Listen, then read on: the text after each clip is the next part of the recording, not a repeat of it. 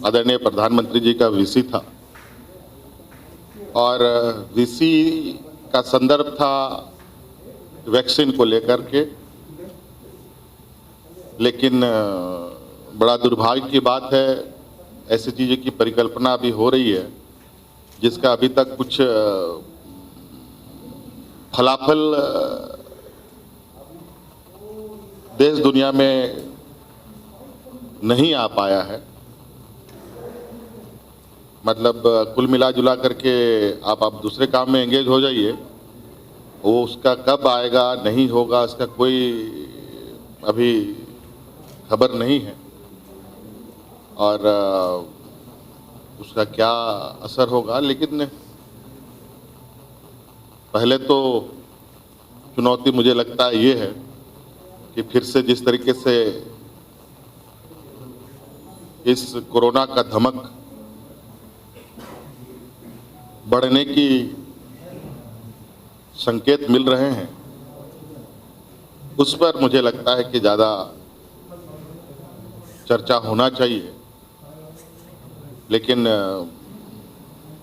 उस पर तो चर्चा नहीं हुई है और मैं भी चर्चा करना में शामिल होना चाहता था। थोड़ा सा मुझे पहुंचने में विलम्ब हो गई, थोड़ा सा मेडिकल इशू हमारे साथ था और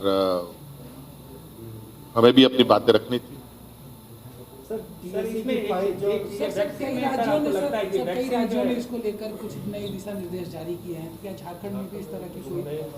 नहीं, हम लोग कड़ी नज़र पर हैं। हम लोग हर चीज़ को बहुत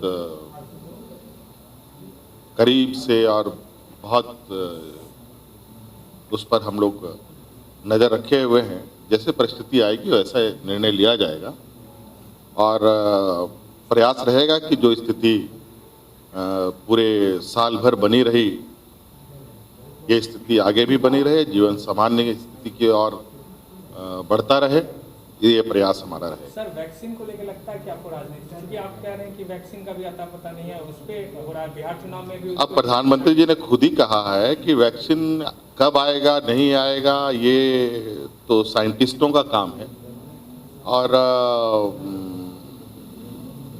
बहुत सारी बातें आई हैं। अब वैक्सीन आने के बाद क्या होगा क्या नहीं होगा अभी थोड़ा दूर है। अब भारत सरकार इस पर अपना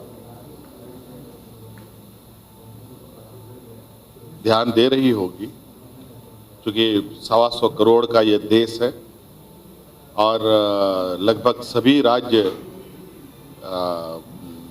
इस दवा की मांग पर रहेंगे और लेकिन मेरी चिंताएं ये है कि पहले मौजूदा स्थिति को संभाला जाए।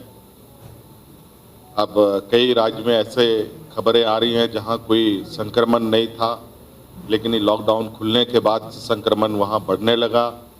जहां साफ सुथरा स्वच्छ स्थिति थी वहां पर भी स्थिति बिगड़ रही है, तो चिंता वो ज़्यादा है।